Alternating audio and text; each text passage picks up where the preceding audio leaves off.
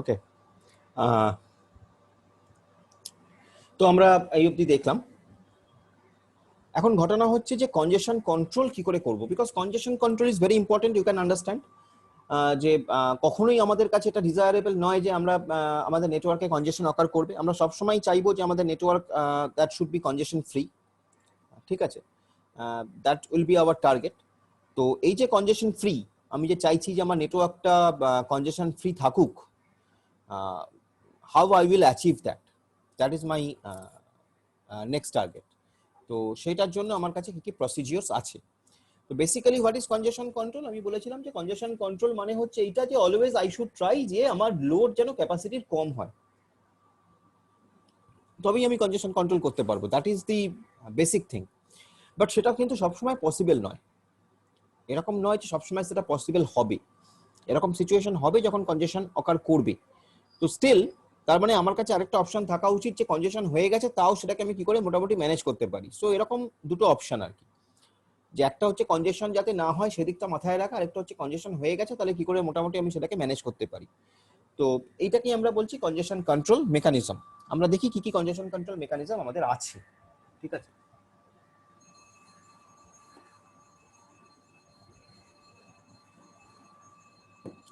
কনজেশন control মেকানিজমের মধ্যে মেকানিজমটাকে আমরা দুটো ভাগে ভাঙতে পারি।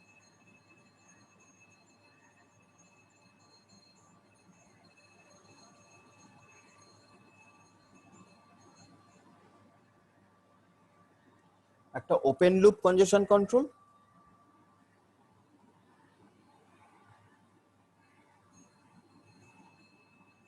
আরেকটা closed loop congestion control.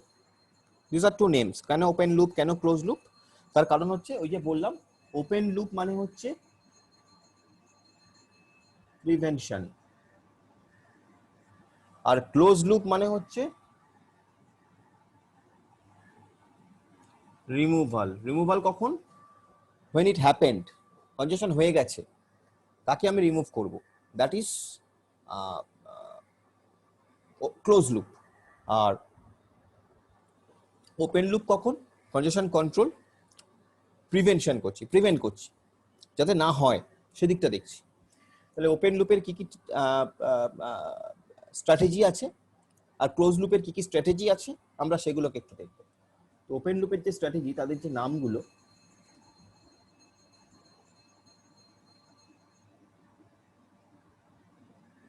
Retransmission, এটা একটা স্ট্র্যাটেজি।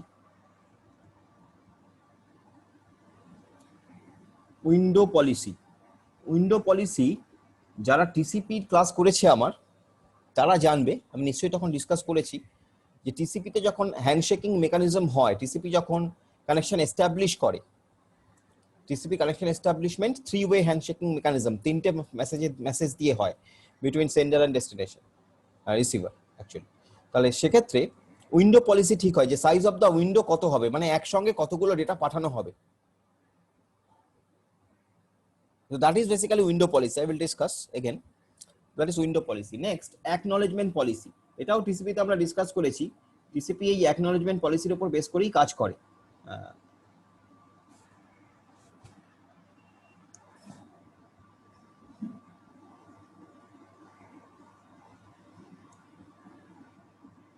acknowledgement policy আর বলতে পারি ডিসকার্ডিং পলিসি। এই ডিসকার্ডিং পলিসিটা টিসিপি থেকেও যে মেইনলি প্রেফার করবে যে প্রোটোকলটা, তার নাম তোমরা কি বলতে পারবে? কারণ আমি ডিসকাস করেছিলাম ডিসকার্ডিং পলিসি যদি কনজেশন অকার করে সিস্টেমে, টিসিপির সঙ্গে আরেকটি প্রোটোকল কাজ করে সাইমালটেনিয়াসলি। টিসিপির কন্টেম্পোরারি একটা প্রোটোকল আছে যে এই ডিসকার্ডিং পলিসি ফলো করে মেইনলি। সেই প্রোটোকলটার নাম কে বলতে পারবে যে টিসিপি ক্লাসটা করেছে আমার কাছে?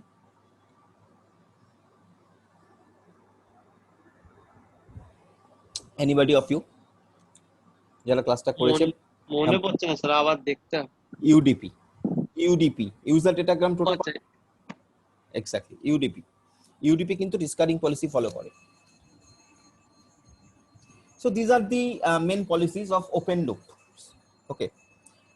নেক্সট যদি আমরা ক্লোজ লুপ পলিসিগুলো নিয়ে আলোচনা করি, মানে রিমুভাল প্রসেসটা নিয়ে, তাহলে প্রথমটার নাম হচ্ছে ব্যাক প্রেশার।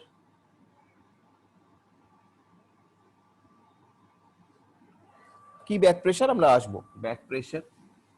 নেক্সট হচ্ছে চোক পয়েন্ট। শর্ট কোশ্চেন আসবে, নাম বলে দেবে, বলবে ক্লোজ লুপ পলিসি না ওপেন লুপ পলিসি, জিজ্ঞাসা করবে। আচ্ছা, ইমপ্লিসিট সিগন্যালিং আর এক্সপ্লিসিট সিগন্যালিং।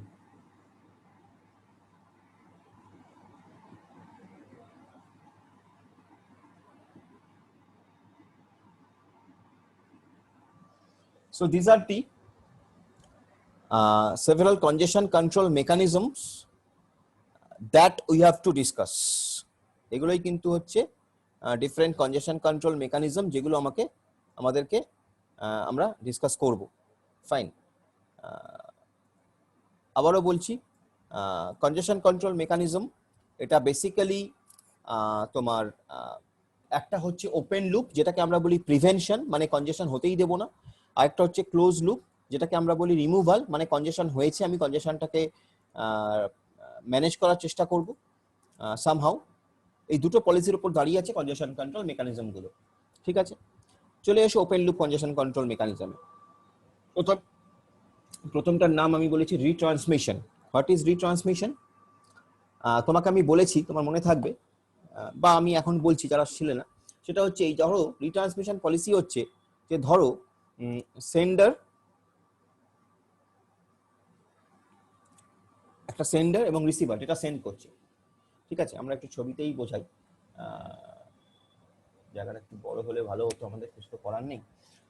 যাই হোক, ধরা যাক যে সেন্ডার এবং রিসিভার বা দুটো কমিউনিকেটিং নোড, আমি এটার নাম দিলাম নোড N1, এটার নাম দিলাম নোড N2। এরা নিজেদের মধ্যে কমিউনিকেট করছে। ধরা যাক যে নোড N1 কোনো একটি ডেটা নোড N2 কে পাঠিয়েছে। নোড N1 কোনো একটি ডেটা, আমি যেটার নাম দিলাম ডেটা D0, নোড N2 কে পাঠিয়েছে। নোড N1 এই ডেটাটা পাঠানোর পরে একটা নির্দিষ্ট টাইম ওয়েট করবে to get some message from node N2।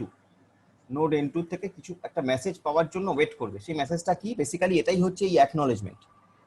সেই মেসেজটাই হচ্ছে এই অ্যাকনলেজমেন্ট, যে নোড N1 কে ইনফর্ম করবে যে yes I have got your packet by sending this acknowledgement.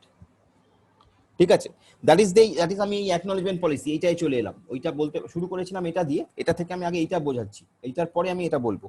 তো অ্যাকনলেজমেন্ট পলিসি মানে কি? অ্যাকনলেজমেন্ট পলিসি মানে নোড N1 নোড N2 কে কোনো যদি ডেটা পাঠায়, তাহলে নোড N2 রেসপন্সিবিলিটি এখানে যে নোড N1 কে ইনফর্ম করা যে I have got your message. এবং এইটা হয় যেহেতু টিসিপি ফলো করা হয়, এটা টিসিপির একটা প্রপার্টি।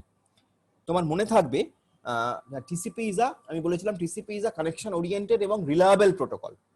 এবং টিসিপির রিলায়েবিলিটির একটা মেজারমেন্ট হচ্ছে, বা টিসিপি রিলায়েবিলিটির একটা বিশেষ ক্যারেক্টারিস্টিক্স হচ্ছে যে TCP it is based on acknowledgement policy. তার মানে কোন নোড তারা যদি টিসিপি ফলো করে ডেটা সেন্ড এবং রিসিভ করে, তাহলে তারা একে অপরকে ডেটা পাঠানোর পর অ্যাকনলেজমেন্ট অবশ্যই পাঠাবে। So that is basically acknowledgement policy. Okay, but এই যে অ্যাকনলেজমেন্ট পলিসি, এখানে কনজেশন অ্যাভয়েড করার জন্য এখানে অ্যাকনলেজমেন্ট পলিসিটাকে একটু ইন্টেলিজেন্টলি ইউজ করা হয়েছে। কারণ তুমি বুঝতেই পারছো যে যখন যদি এরকম হয় যে প্রত্যেকটা প্যাকেটের জন্য অ্যাকনলেজমেন্ট পাঠাতে হচ্ছে, তাহলেও কিন্তু সিস্টেমে কনজেশন অকার করতে পারে। কারণ অ্যাকনলেজমেন্ট গুলো তো আলটিমেটলি একটা করে মেসেজ, তার মধ্যেও তো প্যাকেট আছে, সেটাও তো টাইম নেবে, তারও তো নেটওয়ার্ক ডিলে হতে পারে, তার জন্য তো সিস্টেমে লোড আসছে। তাহলে সেই কারণে এই অ্যাকনলেজমেন্ট পলিসিতে অ্যাকনলেজমেন্ট এই যে সিস্টেমটা, এটাকে একটু ইন্টেলিজেন্টলি ইউজ করা হয়েছে। কি ইন্টেলিজেন্টলি? যে বলা হয়েছে যে সমস্ত প্যাকেটকে অ্যাকনলেজ করার দরকার নেই, সমস্ত প্যাকেটকে অ্যাকনলেজ করার দরকার নেই, কিছু প্যাকেটকে অ্যাকনলেজ করো। মানে ধরা যাক যে নোড N1 নোড N2 কে D0 পাঠালো, তারপরে D1 পাঠালো, তারপরে D2 পাঠালো, তারপরে হয়তো একটা অ্যাকনলেজমেন্ট এলো। ঠিক আছে, তাহলে সমস্ত প্যাকেটকে আমরা অ্যাকনলেজ করছি না, আমরা অ্যাজ এ হোল একটা অ্যাকনলেজমেন্ট পাঠাচ্ছি, বা কিছু প্যাকেটকে পাঠাচ্ছি, কিছু প্যাকেটকে পাঠাচ্ছি না, বা কিছু ইম্পর্টেন্ট প্যাকেটকে পাঠাচ্ছি, কিছু ইম্পর্টেন্ট প্যাকেটকে পাঠাচ্ছি না, লেসার ইম্পর্টেন্ট প্যাকেটকে পাঠাচ্ছি না, এইটা হতে পারে। So that is basically acknowledgement policy. এবার চলে আসি রিট্রান্সমিশনে। রিট্রান্সমিশনটা কি জিনিস? রিট্রান্সমিশন মানে বেসিক্যালি যেটা হচ্ছে সেটা হলো এই যে ধরো কোনো কারণে কোনো প্যাকেট হয়তো আমার লস হয়েছে, কোনো প্যাকেট হয়তো নেটওয়ার্কে গিয়ে পৌঁছয়নি, মানে ডেস্টিনেশনে গিয়ে পৌঁছয়নি,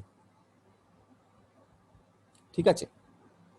সেখানে এই যে বলেছিলাম যে প্যাকেটগুলো সেন্ড করার পর সেন্ডারের এন্ডে একটা টাইমার থাকবে, সেন্ডারের একটা এন্ডে একটা টাইমার মেকানিজম থাকবে, যে টাইমের মধ্যে যদি অ্যাকনলেজমেন্ট আসে তাহলে সেন্ডার বুঝতে পারবে যে দ্যাট ইজ ফাইন, যদি না আসে সেন্ডার ধরে নেবে যে দেয়ার ইজ সাম প্রবলেম।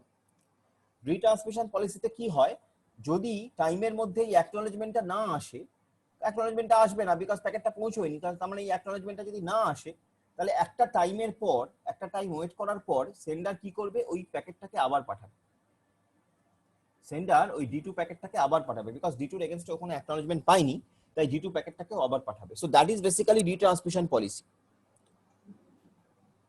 এখানেও কিন্তু এই যে রিট্রান্সমিশন পলিসি, এখানেও কিন্তু এই জিনিসটাকে ইন্টেলিজেন্টলি ইউজ করতে হয়েছে। তার কারণ রিট্রান্সমিশন পলিসিতে কিন্তু আমরা সমস্ত প্যাকেটকে যদি আবার রিট্রান্সমিট করি, এখনো পর্যন্ত যা packet node N1 node N2 কে পাঠিয়েছিল সমস্ত প্যাকেটকে যদি রিট্রান্সমিট করি তাহলে কিন্তু আবার কনজেশন ক্রিয়েট হবে। তাহলে এখানে কি করব, আমরা সেই প্যাকেটটাকেই রিট্রান্সমিট করার চেষ্টা করব যে প্যাকেটটা লস হয়েছে অনলি, মানে D0 D1 D2 এর মধ্যে যদি D2 লস হয়ে গিয়ে থাকে অনলি D2 কে আমি আবার রিট্রান্সমিট করব, D1 D0 কে নয়। So that is basically retransmission policy. তাহলে আমরা দুটো পলিসি দেখলাম ওপেন লুপের আন্ডারে, যেটা দিয়ে আমরা কনজেশনকে প্রিভেন্ট করছি। আমরা কিন্তু এগুলো কনজেশন প্রিভেনশন মেকানিজম, মানে কনজেশন যাতে না হয় সেটাই আমাদের লক্ষ্য। একটা হচ্ছে রিট্রান্সমিশন পলিসি, যেখানে আমি শুধুমাত্র সেই প্যাকেটটাকে রিট্রান্সমিট করব যে প্যাকেটটা লস হয়েছে, অথবা অ্যাকনলেজমেন্ট পলিসি, সেক্ষেত্রে আমরা কি করছি যে আমরা সমস্ত প্যাকেটকে অ্যাকনলেজ করছি না, আমরা অনলি সেই প্যাকেটগুলোকেই অ্যাকনলেজ করছি, বা যেগুলো খুব ইম্পর্টেন্ট, বা কিছু কিছু র্যান্ডামলি কিছু প্যাকেটকে অ্যাকনলেজ করছি। অ্যাকনলেজমেন্ট মানে কি? অ্যাকনলেজমেন্ট মানে রিসিভার সেন্ডারকে থ্যাঙ্কস জানাচ্ছে যে ভাই আমি তোমার প্যাকেটটা পেয়েছি, thank you, as simple as that, যেটা দেখে সেন্ডার বুঝতে পারছে যে হ্যাঁ আমার রিসিভার প্যাকেটটা পেয়েছে। ওকে, এটা গেল এই দুটো। নাও কাম টু উইন্ডো পলিসি। এখানে উইন্ডো পলিসি বেসিক্যালি যেটা আমরা করি সেটা হলো ধরা যাক যে সেন্ডার এবং রিসিভার বা যে দুটো নোড যারা নিজেদের মধ্যে কমিউনিকেট করছে, এখানে আমাকে একটা জিনিস ফিক্স করতে হয়, সেটা হচ্ছে যে অ্যাট এ টাইম আমি কতগুলো প্যাকেট পাঠালে পরে আমার রিসিভার সেই প্যাকেটগুলোকে রিসিভ করতে পারবে। ঠিক আছে, আমার যদি এখানে সেই কারণে আমি এই যে সাইজ, মানে এই যে কতগুলো প্যাকেটকে একসঙ্গে পাঠানো হবে from the sender's end so that that packets can be received by the receiver very easily, that is basically window policy. Window কিরকম দেখতে হতে পারে? এরকম দেখতে হতে পারে। আমি বললাম যে আমার উইন্ডোটা সাইজ 3, এটা বেসিক্যালি আমরা ফ্লো কন্ট্রোলে পাই। এই ফ্লো কন্ট্রোলে উইন্ডো পলিসিটা আছে। ফ্লো কন্ট্রোলটা তোমাদের সিলেবাসে অদ্ভুতভাবে নেই, বাট আমি তোমাকে একটু দেখানোর চেষ্টা করি। বেসিক্যালি যেটা হচ্ছে এখানে সেটা হলো এইরকম, যদি আমরা একটু ছবিতে দেখাই, যে ধরা যাক এটা হচ্ছে নোড এ এবং এটা হচ্ছে নোড বি, এটা টাইম লাইন,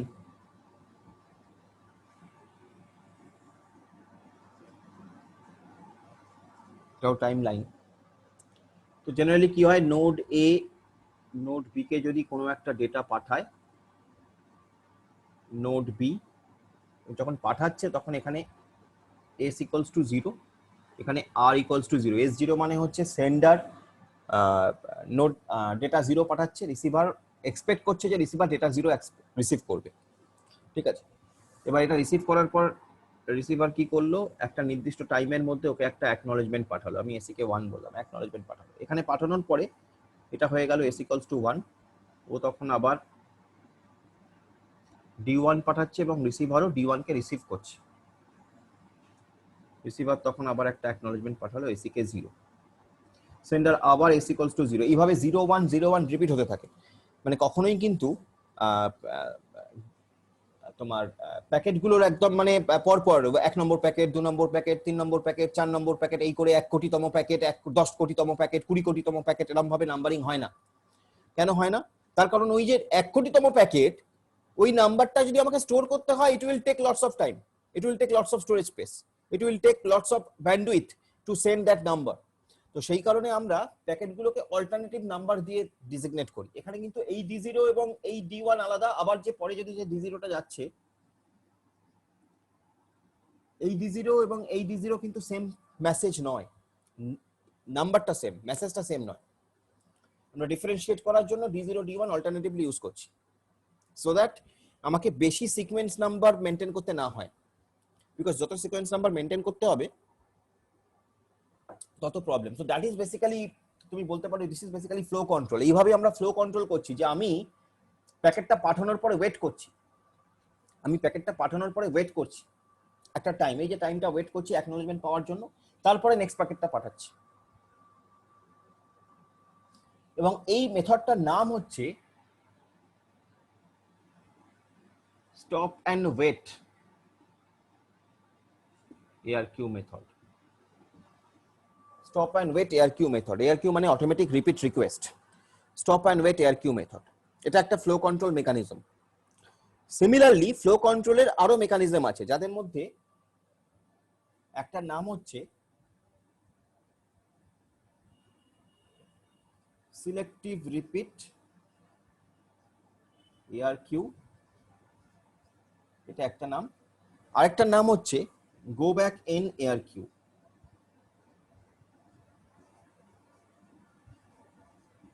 একটা নাম হচ্ছে সিলেক্টিভ রিপিট ARQ, আর একটা নাম হচ্ছে গো ব্যাক এন ARQ। এই যে তিনটে method, stop and wait ARQ, selective repeat ARQ এবং গো ব্যাক এন ARQ, এই তিনটেই হচ্ছে ফ্লো কন্ট্রোলের মেকানিজম। ফ্লো কন্ট্রোল মানে কি? ফ্লো কন্ট্রোল মানে হচ্ছে how you will understand that what amount of data you will send from the sender's end so that that much amount of data can be received error freely by the receiver. Flow control মানে হচ্ছে আমাকে এটা বুঝতে হবে যে আমি আমার স্টুডেন্টকে একসঙ্গে কতটা পড়ালে সে নিতে পারবে, তারপরে আর সে নিতে পারবে না।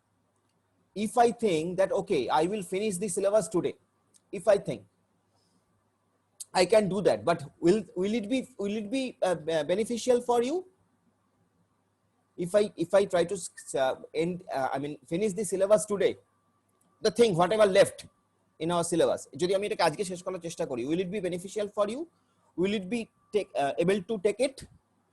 I think no. So that is basically the flow control, how much I should flow, how much I should send the amount of data so that sender can receive, receiver can receive it. So এই যে জিনিসটাকে ঠিক করাই হচ্ছে flow control. এবং এটা TCP যখন handshaking mechanism, TCP যখন কানেকশন এস্টাবলিশ করে ফ্রম উইথ ইটস রিসিভার, তখন কিন্তু টিসিপি ওই উইন্ডো পলিসি দিয়ে সেটা করে থাকে। উইন্ডো পলিসিতে এই জিনিসটাই ঠিক হয় যে কতটা অ্যামাউন্ট অফ ডেটা একসঙ্গে সেন্ড করা হবে, একসঙ্গে 3টে সেন্ড করা হবে, 3টে ফ্রেম সেন্ড করা হবে, না 4টে ফ্রেম সেন্ড করা হবে, না 5টা ফ্রেম সেন্ড করা হবে, এটা ঠিক করা হয়। এবং এখানে এই যে দুটো মেথড, এই দুটো মেথড খুব ইম্পর্টেন্ট। একটা নাম হচ্ছে সিলেক্টিভ রিপিট ARQ, আর একটা নাম হচ্ছে গো ব্যাক এন ARQ। এই সিলেক্টিভ রিপিট ARQ এবং গো ব্যাক এন ARQটা কি জিনিস?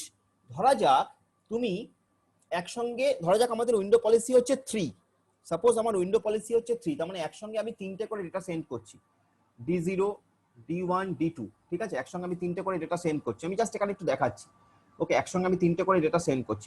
আমার উইন্ডো পলিসি যেহেতু 3, তাহলে একসঙ্গে আমি 3টে করে ডেটা সেন্ড করছি, তাহলে D0 D1 D2 সেন্ড করেছি। এবার কোনো কারণে যদি এরকম হয় যে আমার হয়তো D1 ডেটাটা মিসিং হয়েছে, D1 ডেটাটা পৌঁছয়নি, D0 পৌঁছেছে, D2 পৌঁছেছে, D1 পৌঁছয়নি, ঠিক আছে? অবভিয়াসলি আমাকে আমার রিসিভার সেটা ইন্ডিকেট করবে অ্যাকনলেজমেন্ট দিয়ে যে ভাই তোমার D1 ডেটাটা কিন্তু পৌঁছয়নি। এবার আমার কাজ কি হবে, মানে আমি যদি সেন্ডার হই, আমার কাজ কি হবে? আমাকে ওই D1 ডেটাটাকে আবার রিসিভারকে দিতে হবে। সেক্ষেত্রে দুটো স্ট্র্যাটেজি হতে পারে, একটা সিলেক্টিভ রিপিট, একটা গো ব্যাক এন। সিলেক্টিভ রিপিটে বলছে যে তুমি শুধুমাত্র D1টা যেটা যেটা পৌঁছয়নি শুধুমাত্র D1টাকে তুমি আবার সেন্ড করো, ঠিক আছে? শুধুমাত্র D1টাকে তুমি সেন্ড করো, এটা সিলেক্টিভ রিপিটে বলছে। সিলেক্টিভ রিপিট যদি হয় তাহলে বলছে তুমি শুধুমাত্র D1টাকে আবার সেন্ড করো। আর গো ব্যাক এন আর কিউ বলছে যে ও আচ্ছা D1টা পৌঁছয়নি, তাহলে তুমি এক কাজ করো, তুমি D1 এবং D1 এর পরে যে D2 দুটোকেই একসঙ্গে সেন্ড করো, ঠিক আছে?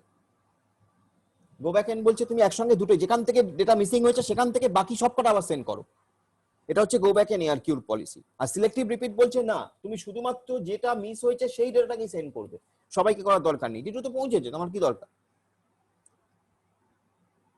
তো অবভিয়াসলি আমার উইন্ডো পলিসি যদি সিলেক্টিভ রিপিট এবং গো ব্যাক এন এআরকিউর মধ্যে চুজ করতে হয়, so I will always prefer selective repeat ARQ, because selective repeat ARQ is taking lesser time, lesser bandwidth, because only the missing data is we are sending only the missing data, সবকটা নয়। So that is basically the window policy over here. আমাদের যে open loop কনজেশন কন্ট্রোলের যে একটা mechanism ছিল window policy, সেটা হচ্ছে ওইটা, ঠিক আছে? তাহলে ওপেন লুপ কন্ট্রোলের মধ্যে আমাদের ছিল রিট্রান্সমিশন, আমাদের ছিল অ্যাকনলেজমেন্ট, আমাদের ছিল উইন্ডো পলিসি, আর কি ছিল? আর ছিল ডিসকার্ড পলিসি। ডিসকার্ড পলিসিটা কিরকম? ডিসকার্ড পলিসিটা খুব সিম্পল। আমি বললাম যে ডিসকার্ড পলিসিটা মেইনলি আমরা ইউডিপি তে ইউজ করব, ইউজার ডেটাগ্রাম প্রোটোকলে। কারণ কি? কারণ হচ্ছে ইউডিপি হচ্ছে এমন একটা প্রোটোকল যেটাকে আমরা বলেছিলাম কানেকশন লেস প্রোটোকল, এবং unlike TCP, UDP do not provide us very strong error detection correction mechanism. UDP কিন্তু আমাকে খুব strong error detection correction mechanism provide করে না। ইফ ইউ রিমেম্বার, আমি বলেছিলাম যে ইউডিপি আমাকে কিন্তু খুব strong error detection correction mechanism যে প্রোভাইড করে তা নয়। কারণ ইউডিপিটা তৈরি হয়েছে এই কারণে যে ইউডিপিটা যাতে ফাস্ট হতে পারে ফাস্ট ট্রান্সমিশনের জন্য। ফাস্ট ট্রান্সমিশন যেখানে স্পিডটা ম্যাটার করে, সিকিউরিটি বেশি ম্যাটার করে না, সেখানে আমরা ইউডিপি ইউজ করি। এবং আমি এক্সাম্পল হিসেবে তোমাকে এটাও বলেছিলাম, সব ক্লাসেই বলে থাকি, সেটা হলো when we are downloading some video from the YouTube, we can use UDP. Why? কেন আমরা ইউডিপি ইউজ করতে পারি ইউটিউব থেকে ভিডিও ডাউনলোডের সময়? তার কারণ তুমি যদি জানো, তুমি জানবে নিশ্চয়ই যে একটা ভিডিও মানে হচ্ছে কি, ভিডিও ইয়েটা আমার কখন আসে, যে আমার চোখের সামনে দিয়ে যখন একসঙ্গে পার সেকেন্ড 30টার বেশি ফ্রেম পাস করে, তখনই ভিডিও যে অনুভূতিটা সেটা আমাদের আসে। তো আমার যখন ইউটিউব থেকে আমি ভিডিও ডাউনলোড করছি, পার সেকেন্ডে যদি কোনো ক্ষেত্রে 30টার বদলে 29টা ফ্রেম ডাউনলোড হয় বা 27টা ফ্রেম ডাউনলোড হয়, ইট ডাজন্ট ম্যাটার, আমার খুব একটা ভিডিও কোয়ালিটি হ্যাম্পার করবে না। তো সেই কারণে ওই ধরনের সিচুয়েশন যেখানে আমার স্পিডটা ম্যাটার করছে, অত আমার কোয়ালিটি ম্যাটার করছে না, সেক্ষেত্রে আমরা ইউডিপি ইউজ করতে পারি। এবং ডিসকার্ড পলিসিটা বেসিক্যালি ওইর উপর বেস করে। ডিসকার্ড পলিসি বলছে যে কোনো কারণে কোনো জায়গায় তোমার ধরো কনজেশন হয়েছে, কোনো কারণে কোনো জায়গায় তোমার নেটওয়ার্কে কনজেশন হয়েছে, তুমি সিম্পলি ওই যে প্যাকেটটার জন্য কনজেশন হচ্ছে সেই প্যাকেটটাকে ড্রপ করে দাও। এটা কখন সম্ভব? এটা ওই ধরনের সিচুয়েশনে সম্ভব, তুমি ইউটিউব থেকে ভিডিও ডাউনলোড করছো। এটা কি সম্ভব যে তুমি এটিএম থেকে টাকা ট্রানজাকশন করছো, কোনো কারণে কনজেশন হয়েছে, একটা প্যাকেটকে ড্রপ করে দিলে? তার মানে দেখা গেল যে তুমি টাকা ট্রানজাকশন করলে বা তুমি কাউকে টাকা সেন্ড করলে, তোমার অ্যাকাউন্ট থেকে ডেবিট হয়ে গেল, তার অ্যাকাউন্টে ক্রেডিট হলো না। এরকম ধরনের সিচুয়েশন হতে পারে। তাহলে ওই ধরনের সিচুয়েশনে আমরা ইউডিপি ইউজ করব না। যেখানে আমার সিকিউরিটি ম্যাটার করছে সেখানে আমাকে টিসিপি ইউজ করতে হবে। বা যে ধরনের সিচুয়েশন যেখানে আমার অতটা সিকিউরিটি ম্যাটার করছে না, আমার স্পিডটা ম্যাটার করছে, বিকজ ইউটিউব থেকে ভিডিও ডাউনলোডের সময় স্পিডটাই ম্যাটার করে, আমরা স্পিডটা নিয়ে বেশি ওরিট থাকি। So that is in that case discard policy can work. So discard policy তাই বলছে যে কোনো কারণে যদি কোনো প্যাকেটের জন্য ডিউ টু এনি প্যাকেট যদি কনজেশন অকার করে, so simply drop that packet, nothing no problem in it. So that is basically the policies of open loop congestion control mechanism: retransmission policy, window policy, acknowledgement policy, discard policy. These are very important. Okay, next আমি একটু close loop কনজেশন কন্ট্রোলে আসি। আমি লিখেছিলাম, আরেকবার লিখতে হবে যেহেতু মুছে দিয়েছি, তোমরা ভুলে গেছো হয়তো। সো ক্লোজ লুপ কনজেশন কন্ট্রোলের যে মেকানিজম গুলো ছিল তোমার যদি মনে থাকে, একটা হচ্ছে ব্যাক প্রেসার, একটা হচ্ছে চোক পয়েন্ট, একটা হচ্ছে ইমপ্লিসিট সিগন্যালিং, আর একটা হচ্ছে এক্সপ্লিসিট সিগন্যালিং। তাহলে আমরা সেটা দেখবো। তাহলে ক্লোজ লুপ কনজেশন কন্ট্রোল,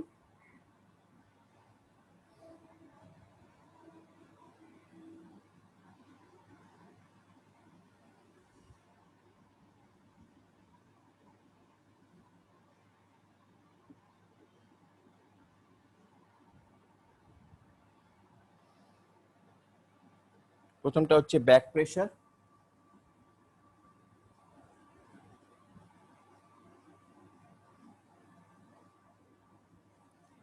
দ্বিতীয়টা হচ্ছে চোক পয়েন্ট,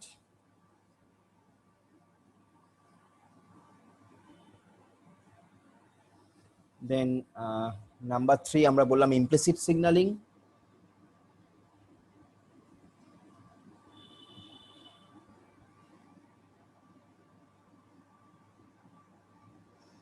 এবং নাম্বার 4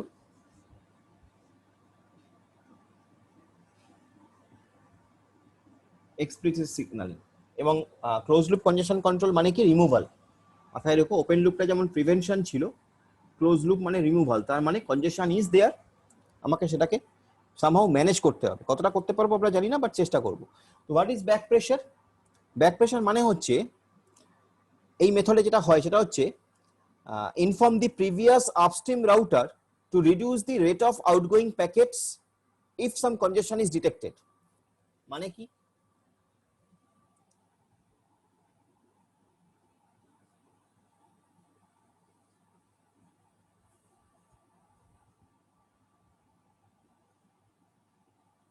ধরা যাক তোমার নেটওয়ার্কটা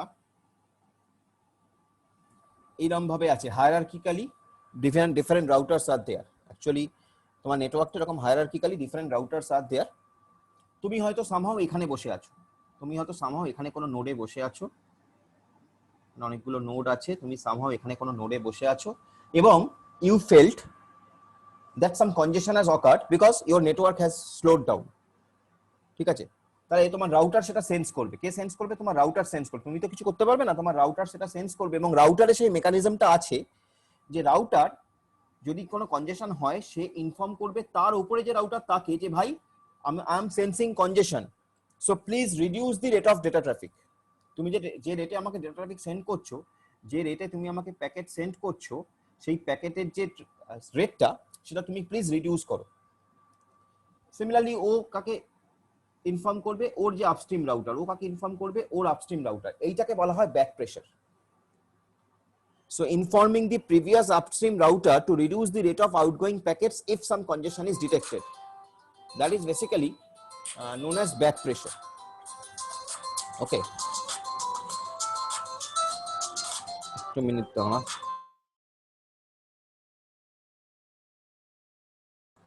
So that is basically back pressure. Okay.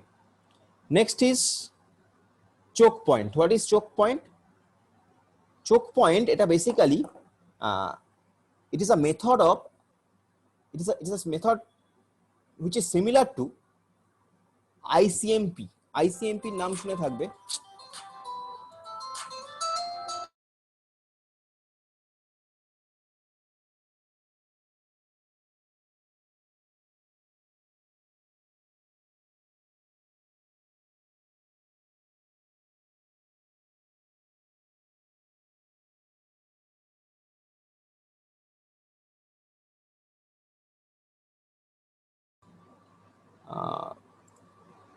Choke point basically এই যে মেথডটা, এটা which is similar to ICMP. ICMP নাম শুনে থাকবে। আইসিএমপি মানে হচ্ছে ইন্টারনেট কন্ট্রোল মেসেজ প্রোটোকল, একটা প্রোটোকল আইসিএমপি।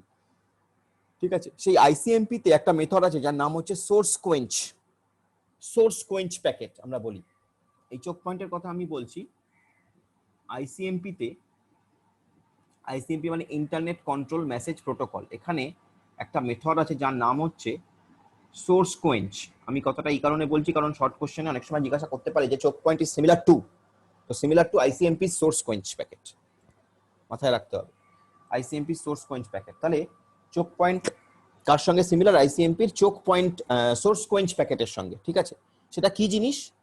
এখানে যেটা হয় সেটা হচ্ছে packet send by a router to the source to inform it of congestion. মানে যদি কোনো কনজেশন হয়, আগেরটার ক্ষেত্রে আমি কি বলেছিলাম, ব্যাক প্রেসারে কনজেশন হলে ধরো এই রাউটার কনজেশন সেন্স করেছে, সে তার আগের রাউটারকে ইনফর্ম করছে যে ভাই কনজেশন হয়েছে, তুমি তোমার যে ডেটা ট্রাফিক সেটাকে স্লো করো। এই আবার ওকে সেম কথা বলছে, ও আবার ওকে সেম কথা বলছে। চোক পয়েন্টে ওই সেম জিনিসটাই হচ্ছে, কিন্তু যেটা হচ্ছে সেটা হচ্ছে এখানে ডিরেক্টলি আগের রাউটারকে নয়, ডিরেক্টলি ও যদি কোনো কনজেশন সেন্স করে এই রাউটারটা, ও তাহলে একদম ওর সোর্স রাউটারকে একটা প্যাকেট সেন্ড করে ইনফর্ম করছে যে ভাই কনজেশন অকার করেছে। এই যে প্যাকেটটা, সেই প্যাকেটটার নামই হচ্ছে চোক পয়েন্ট, বা এই যে প্যাকেটটাই which is similar to ICMP's source quench packet. ICMP তেও ওই সিমিলার কাজ হয়, সেইখানে এই প্যাকেটটার নাম হচ্ছে সোর্স কোয়েঞ্চ প্যাকেট, আর এখানে আমরা সেই প্যাকেটটাকে বলছি চোক পয়েন্ট। এই প্যাকেটটা এখানে ডিফারেন্সটা কি? এখানে ডিফারেন্সটা হচ্ছে আমরা যদি রাউটারের নাম দিয়ে দিই আরো সুবিধা হবে তোমার। আমরা যদি রাউটারগুলোর নাম দিয়ে দিই, এটা RI, এটা RJ, এটা RK এবং এটা RL। তো আমি ব্যাক প্রেসারের ক্ষেত্রে কি করে রেখেছিলাম, RL RK কে ইনফর্ম করছিল, RK RJ কে ইনফর্ম করছিল, RJ RI কে ইনফর্ম করছিল। এক্ষেত্রে চোক পয়েন্টের ক্ষেত্রে কিন্তু তা নয়। চোক পয়েন্টের ক্ষেত্রে ডিরেক্টলি RL কিন্তু RI যে সোর্স, যদি এটাকে আমরা সোর্স ধরে নিই, তাহলে সেই সোর্সকে ইনফর্ম করছে by sending a packet which is basically known as choke point, which is similar to ICMP's source quench packet. ICMP যে প্রোটোকলটা, সেই প্রোটোকলটাও এই ধরনের কাজ করে, সেখানে ওই প্যাকেটটার নাম হচ্ছে সোর্স কোয়েঞ্চ প্যাকেট। ওকে, নেক্সট হচ্ছে implicit signalling. What is implicit signalling method?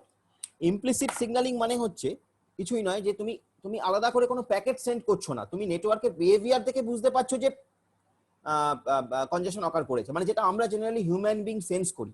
ওই যে বললাম যে তুমি ক্লিক করেছো, ঘুরতে থাকছে, তুমি বুঝতে পারবে যে কনজেশন অকার করেছে। So that is basically implicit signalling, যে slows down its sending rate by detecting an implicit signal concerning the congestion. এখানে যেটা হয় সেটা হচ্ছে নেটওয়ার্ক আলাদা করে কোনো প্যাকেট সেন্ড করে না, কিন্তু নিজে সেন্স করে নেয় যে কোনো কনজেশন অকার করেছে, এবং বেসড অন দ্যাট ও কি করে, ওর যে প্যাকেট সেন্ডিং যে ডেটা রেটটা সেটাকে স্লো করে দেয়। That is implicit signalling. আর এক্সপ্লিসিট সিগন্যালিং কি? এক্সপ্লিসিট সিগন্যালিং হচ্ছে ঠিক ওই আগেরটার মতন। এক্সপ্লিসিট সিগন্যালিং মানে কি? এক্সপ্লিসিট সিগন্যালিং মানে হচ্ছে যে মানে একটা সিগন্যাল পাঠানো হচ্ছে। এখানে যেটা হয়, একটা সিগন্যাল পাঠানো হয় to the upstream router or to the source router, যে ভাই তোমার কিন্তু কনজেশন অকার করেছে। এবং এই যে সিগন্যালিংটা দুটো প্রসেস হতে পারে, একটা ব্যাকওয়ার্ড সিগন্যালিং, একটা ফরওয়ার্ড সিগন্যালিং। মাথায় রাখতে হবে এই যে এক্সপ্লিসিট সিগন্যালিং মেকানিজমটা, এটা কিন্তু দুটো মেথড হতে পারে, একটা হচ্ছে ব্যাকওয়ার্ড, একটা হচ্ছে ফরওয়ার্ড। কোনটা কিরকম, কোনটা ব্যাকওয়ার্ড কোনটা ফরওয়ার্ড? ব্যাকওয়ার্ড মানে হচ্ছে কি, তুমি যদি উপর দিকে পাঠাও, সিগন্যালটা যদি উপর দিকে যায় দ্যাট ইজ ব্যাকওয়ার্ড, সিগন্যালটা যদি নিচের দিকে আসে দ্যাট ইজ ফরওয়ার্ড। ঠিক আছে? যদি কোনো সিগন্যাল ধরো কোনো জায়গায় কনজেশন অকার করেছে, ধরো রাউটার RJ তে কনজেশন অকার করেছে, ঠিক আছে, রাউটার RJ তে কনজেশন অকার করেছে, রাউটার যে মেসেজটা এদিকে পাঠাচ্ছে এটাকে আমরা বলবো ব্যাকওয়ার্ড সিগন্যালিং। আর রাউটার যদি কোনো মেসেজ এই রাউটারকে বা RK কে পাঠায়, তাহলে সেটাকে আমরা বলবো ফরওয়ার্ড সিগন্যালিং। কিন্তু এটা কিন্তু ডিফারেন্স কি, ইমপ্লিসিট আর এক্সপ্লিসিটের মধ্যে ডিফারেন্স কি? ইমপ্লিসিটের ক্ষেত্রে আলাদা করে কোনো বিট বা মেসেজ পাঠিয়ে ইন্ডিকেট করা হচ্ছে না যে কনজেশন অকার করেছে, কিন্তু এক্সপ্লিসিটের ক্ষেত্রে আলাদা করে মেসেজ বা বিট পাঠিয়ে ইন্ডিকেট করা হচ্ছে যে কনজেশন অকার করেছে। এবং সেটা করার জন্য দুটো মেথড আছে, একটা হচ্ছে ব্যাকওয়ার্ড সিগন্যালিং, একটা হচ্ছে ফরওয়ার্ড সিগন্যালিং। তুমি আপস্ট্রিম রাউটারকে ইনফর্ম করতে পারো, তুমি ডাউনস্ট্রিম রাউটারকেও ইনফর্ম করতে পারো। That is backward signalling and forward signalling. So এইগুলো হচ্ছে কনজেশন কন্ট্রোল মেকানিজম। দুটো মেকানিজম, একটা হচ্ছে ওপেন লুপ কন্ট্রোল বা প্রিভেনশন, যেখানে রিট্রান্সমিশন একটা পলিসি, উইন্ডো একটা পলিসি, অ্যাকনলেজমেন্ট একটা পলিসি এবং ডিসকার্ড একটা পলিসি মেইনলি। এছাড়াও একটা পলিসি আছে অ্যাডমিশন পলিসি, আমি ওটা নিয়ে ডিসকাস করিনি। নেক্সট হচ্ছে ক্লোজ লুপ কনজেশন কন্ট্রোল বা রিমুভাল, সেখানে কি কি আছে, ব্যাক প্রেসার, চোক point, implicit signalling, explicit signalling. এই হচ্ছে তোমার কনজেশন কন্ট্রোলের দুটো মেথড। আমি আজকে এই অবধি রাখছি। নেক্সট দিন আমরা congestion control in TCP, transmission control প্রোটোকলে কি করে কনজেশন কন্ট্রোল করা হয় সেটা নিয়ে আলোচনা করব, এবং তার সঙ্গে আরো দুটো কনজেশন কন্ট্রোল মেকানিজম নিয়ে আলোচনা করব, কনজেশনের কিছু এক্সাম্পল নিয়ে আলোচনা করব। দুটো মেকানিজম বলতে আমরা তারপরে কোয়ালিটি অফ সার্ভিসেও ঢুকবো। কোয়ালিটি অফ সার্ভিস থেকে আমরা দুটো জিনিস, খুব ইম্পর্টেন্ট জিনিস যেটা আমরা দেখবো, সেটা হচ্ছে leaky bucket algorithm, token bucket algorithm, which is basically some traffic shaping algorithm. সেগুলো নিয়ে আমরা ডিসকাস করব। তো নেক্সট ডে আমরা সেগুলো করব। আজকে আমরা এই অবধি রাখছি। আমাকে এবার বলো তুমি কুইকলি, আমার খুব কম সময় বাকি আছে, 1 মিনিট সময় বাকি আছে আমি দেখতে পাচ্ছি। তুমি আমাকে কুইকলি বলো, if you have any sort of doubt up to this, if you have any sort of doubt up to this, please tell me. আর আমি একটা জিনিস রিকোয়েস্ট করব, প্লিজ গো থ্রু দিস। এখানে কিন্তু ছোট ছোট কিছু জিনিস বোঝার আছে, গো থ্রু দিস। বিশেষ করে what is the difference between implicit signalling, explicit signalling, what is choke point, how it is related to ICMP source quench packet, what is back pressure, এই যে জিনিসগুলো, this is very important to understand. So please go through this. আর আমাকে বলো if you have any doubt. Backward সিগন্যালিংটা ওই back pressure আর চোক পয়েন্টের মতো সিমিলার তো হয়ে যাচ্ছে। না না, মানে সিমিলার, দেখো চোক পয়েন্টে কিন্তু ব্যাক প্রেশার বা চোক পয়েন্টে কিন্তু শুধুমাত্র ব্যাকওয়ার্ডেই যাবে, আর ব্যাকওয়ার্ড সিগন্যালিং এ যেটা হচ্ছে সেটা হচ্ছে ব্যাকওয়ার্ড হলে এদিকে যাবে, ফরওয়ার্ড হলে এদিকে আসবে। চোক পয়েন্টে যেটা হচ্ছে আমরা একটা মেসেজ সেন্ড করছি, এখানে কিন্তু আমরা মেসেজ সেন্ড করছি না, বেসিক্যালি বিট সেন্ড করছি, একটা বিট সেট করছি, যে বিটটা যদি সেট থাকে আমি বলবো কনজেশন হয়েছে, বিটটা যদি সেট না থাকে বলবো কনজেশন হয়নি। তো this is not a complete packet, unlike this choke পয়েন্টে কি হচ্ছে, প্যাকেট সেন্ড হচ্ছিল যেটা ইন্ডিকেট করছে কনজেশন হয়েছে, এখানে কিন্তু প্যাকেট নয়, একটা বিট সেন্ড করছি আমি, ঠিক আছে, 1 or 0, মানে ধরো একটা ফ্ল্যাগ বিট আছে, সেই ফ্ল্যাগটা 1 সেট হলে আমি বলবো কনজেশন হয়েছে, 0 হলে সিস্টেম বুঝতে পারবে কনজেশন হয়নি। Okay fine, okay fine, thank you.